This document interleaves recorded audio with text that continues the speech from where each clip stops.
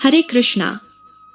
साल में कई एकादशियां आती हैं, लेकिन मोक्ष और शांति दिलाने वाली मोक्षदा एकादशी की बात ही अलग है। माना जाता है कि इस एकादशी के व्रत से न सिर्फ व्रत रखने वाले को पुण्य मिलता है, बल्कि पितरों को भी मोक्ष प्राप्त होता है। यही वजह है कि लोगों में इस तिथि को लेकर खास उत्साह रहता है। इस बार यह शुभ व्रत कब रखा जाएगा और किस तरह से पूजा की जाएगी, आइए जानते हैं संपूर्ण जानकारी इस वीडियो में।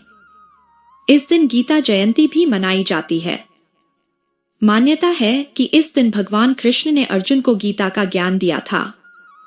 वहीं मोक्षदा एकादशी सृष्टि के संचालक के नामों के स्मरण करने के लिए भी जानी जाती है। इसके प्रभाव से व्यक्ति के कष्टों का निवारण और मोक्ष मिलता है। हालांकि इस बार मोक्षदा एकादशी के दिन भद्रा और पंचक का संयोग बन रहा है। मोक्षदा एकादशी तिथि का प्रारंभ 30 नवंबर 2025 को रविवार रात 9:29 पर होगा और इसका समापन 1 दिसंबर 2025 को शाम 7:01 पर होगा। इसलिए मोक्षदा एकादशी का व्रत 1 दिसंबर 2025 को रखा जाएगा। इस दिन सुबह 8:20 से शाम 7:01 तक भद्रा है। वहीं 2 दिसंबर को सुबह 6:57 से सुबह 9:03 तक आप व्रत पारण कर सकती हैं। आइए सबसे पहले जानते हैं मोक्षदा एकादशी व्रत की विधि के बारे में। एकादशी व्रत करने वाले स्त्री पुरुष को दशमी वाले दिन मांस, प्याज तथा मसूर की दाल आदि का सेवन कदापि नहीं करना चाहिए। एकादशी वाले दिन प्रातः पेड़ से तोड़ी हुई लकड़ी की दातुन नहीं करनी चाहिए। इसके स्थान पर नींबू, जामुन या आम के पत्तों को चबाकर मुख शुद्ध कर लेना चाहिए। उंगली से कंठ शुद्ध करना चाहिए। इस दिन ध्यान रखें, वृक्ष से पत्ता तोड़ना वर्जित है, अतः स्वयं गिरे हुए पत्तों का ही उपयोग करें। पत्ते उपलब्ध न होने पर 12 बार शुद्ध जल से कुल्ले कर मुख शुद्धि करनी चाहिए। फिर स्नानादि कर मंदिर में जाकर गीता पाठ करना चाहिए या ब्राह्मण से सुनना चाहिए। भगवान के सम्मुख इस प्रकार प्रण करना चाहिए, आज मैं दुराचारी, चोर व पाखंडी व्यक्ति से वार्ता व्यवहार नहीं करूंगा। किसी से कड़वी बात पर उसका दिल नहीं दुखाऊंगा। गाय, ब्राह्मण आदि को फलाहार व अन्नादि देकर प्रसन्न करूंगा। रात्रि जागरण कर कीर्तन करूंगा। ओम नमो भगवते वासुदेवाय नमः इस 12 अक्षर मंत्र का जाप करूंगा। राम, कृष्ण इत्यादि विष्णु सहस्त्र नाम को कंठ का आभूषण बनाऊंगा। इस प्रकार प्रण करने के पश्चात श्री भगवान विष्णु का स्मरण कर प्रार्थना करनी चाहिए, हे तीनों लोकों के स्वामी, मेरे प्रण की रक्षा करना। मेरी लाज आपके हाथ है, अतः इस प्रण को पूरा कर सकूं, ऐसी शक्ति मुझे देना प्रभु।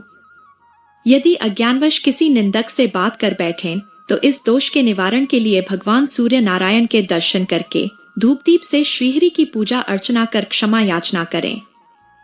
इस दिन घर में झाड़ू नहीं लगानी चाहिए, चींटी आदि सूक्ष्म जीवों की मृत्यु का भय रहता है।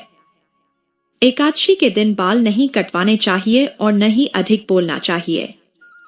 अधिक बोलने से न बोलने योग्य वचन भी मुख से निकल जाते हैं। एकादशी वाले दिन यथाशक्ति अन्नदान करना चाहिए, परंतु स्वयं किसी का दिया हुआ अन्न कदापि न लें। असत्य वचन व कपटादि कुकर्मों से दूर रहना चाहिए।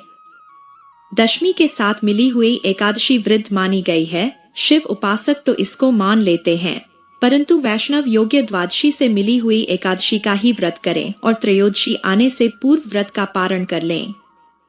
फलाहारी में गोभी, गाजर, शलजम, पालक, कुल्फा का साग इत्यादि का सेवन नहीं करना चाहिए, बल्कि आम, अंगूर, केला, बादाम, पिस्ता इत्यादि अमृत फलों का सेवन करना चाहिए। जो भी फलाहार लें, भगवान को भोग लगाकर तथा तुलसी दल छोड़कर ग्रहण करना चाहिए। द्वादशी के दिन ब्राह्मणों को मिष्ठान्न, दक्षिणादि देकर प्रसन्न कर परिक्रमा लेनी चाहिए।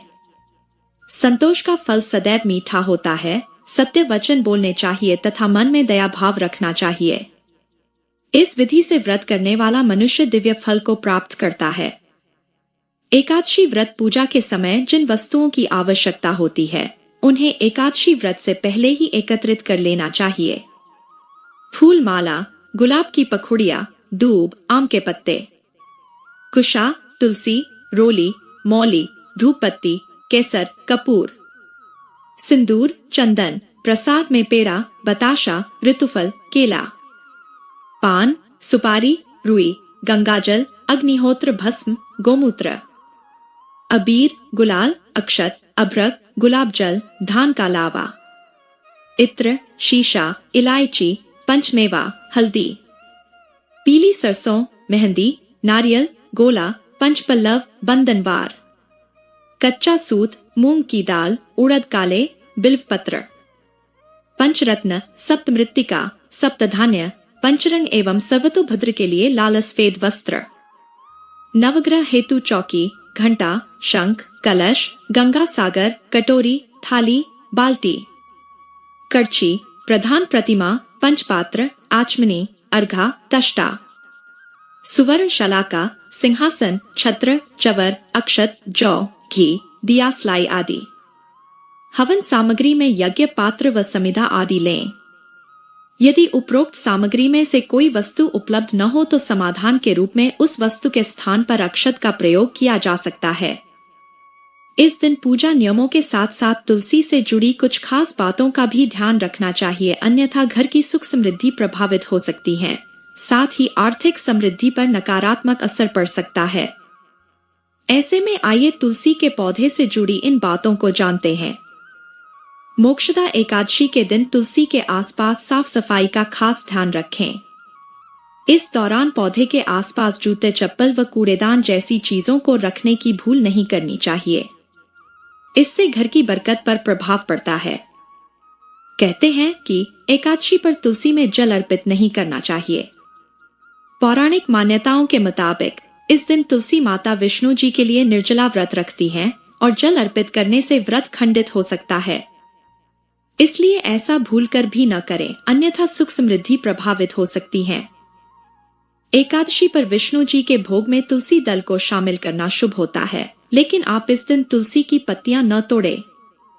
आप एक दिन पहले तुलसी का पत्ता तोड़कर रख लें। धार्मिक मान्यताओं के मुताबिक सूर्यास्त के बाद तुलसी को छूने की भूल न करें। इसके अलावा इसका पत्ता भी न तोड़ें। यह अशुभ होता है और इससे घर की सकारात्मकता पर नकारात्मक प्रभाव पड़ सकता है। एकादशी तिथि पर तुलसी के पास दीपक अवश्य जलाना चाहिए। साथ ही पौधे की 7 बार परिक्रमा करें।